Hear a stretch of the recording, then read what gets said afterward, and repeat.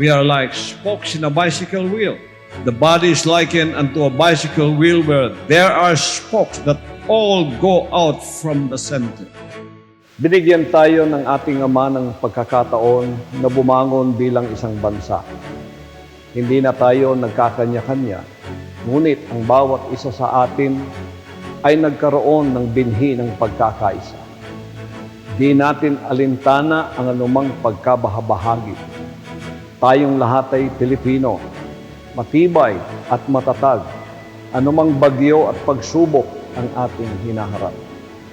Tayong lahat ay mayroong pag-ibig sa Diyos at pagmamahal sa kapwa. At may iisang pananaw upang umunlad ang bawat Pilipino. Likas sa atin ang pagmamalasakit na kahit ilang beses man tayong masaktan o malugmok, tutulong tayo para makahulagpos at magtagumpay bilang isang bansa. Sama-sama nating salubungin ang pag-asa at pagpapala para sa lupang hinirang. Bayang pinili ng Diyos, ang mahal nating Pilipinas.